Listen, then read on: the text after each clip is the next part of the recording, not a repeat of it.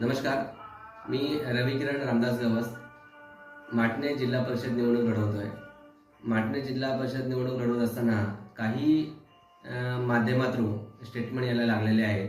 त्याच्यामध्ये बाबूराव धुरी जे उमेदवार आहेत त्यांनी अशी स्टेटमेंट दिली होती की मी थोडासा नौका आहे, महाविकास आघाडी म्हणून आपण लढवणार आहे आणि त्यांनी माघार घ्यायला पाहिजे म्हणून.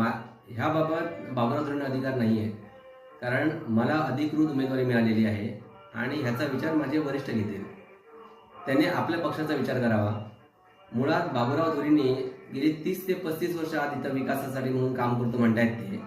मुळात आताची जी जिल्हा परिषद आहे, पंचायत समिती आहे, पंचायत समितीमध्ये बाबूराव धुरी निवडून आले होते. मग तो विकास गेला कुठं? ह्याच्यावर पण बाबूराव धुरींनी विचार करायला पाहिजे. आज बाबूराव धुरींकडे मुळात कुठलीही माणसं नाही आहेत, त्यामुळे ते राष्ट्रवादी शरद पवार पक्षाचे जे उमेदवार आहेत त्यांचा गैरवापर आपल्या प्रचारासाठी म्हणून फिरवत आहेत आणि आपली गोळी बाजून घेत आहेत. हे कार्यकर्त्यांनी पण समजायला पाहिजे. आपल्या कार्यकर्त्यावर जी काय कारवाई करायची आहे ते वरिष्ठ पण कारवाई करतील, त्याच्याबद्दल मी काय जास्त भाष्य करणार नाहीये. पण बाबूराव धुरींनी थोडा विचार करायला पाहिजे की आपण खरोखर जनतेच्या सेवेसाठी म्हणून काम करतोय की स्वहितासाठी म्हणून काम करतोय. जनतेच्या हितासाठी म्हणून जर काम केलं असतं त्याने, तर आज बाबूराव धुरीवर 30-25 वर्ष काम करून पण उमेदवारीसाठी एवढी ताळमेळ करायची वेळ आली नसती. आणि मुळात म्हणजे बाबूराव धुरींनी कुठलीही आपल्याला महाविकास आघाडीकडून बैठक लावलीच नव्हती, कारण त्याला फक्त स्वतःचं हित साधून घ्यायचं होतं, अंदाज घ्यायचा होता की ह्याच्यामध्ये कोण कोणाला सपोर्ट करतोय आणि पुढच्या उमेदवाराची काय हे आहे, जनतेचा कौल काय आहे.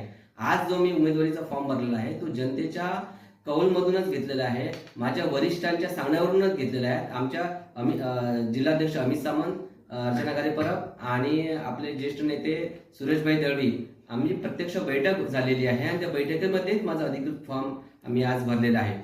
आज बाबूराव धुरींनी पाठीमागचा पण विचार करायला पाहिजे. ह्यांच्याकडे खरोखर विचारधारा असती आणि खरोखर ह्यांना जनतेचं हित करायचं असतं तर मागची विधानसभेला अर्चना गारे-परब आपल्याकडे महाविकास आघाडीचे अधिकृत उमेदवार असताना पण त्यांनी आयात का आणला आणि तो 6 महिने संसार करू शकला का हो?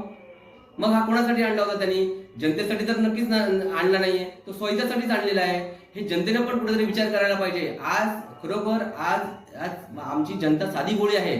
आज शाब्दिक भाषावर किंवा एक भावनिक होऊन लोक मतदान करतात, पण ह्याचा नुकसान ह्या स्थानिक जनतेवर झालेला आहे. आज 30 ते 35 वर्ष आज जनता पाठीमागे गेलेली आहे विकासाच्या बाबतीत. कुठेही विकास नाहीये, पण कोणाचा विकास झालेला आहे हा जनतेने डोळे उघडून थोडी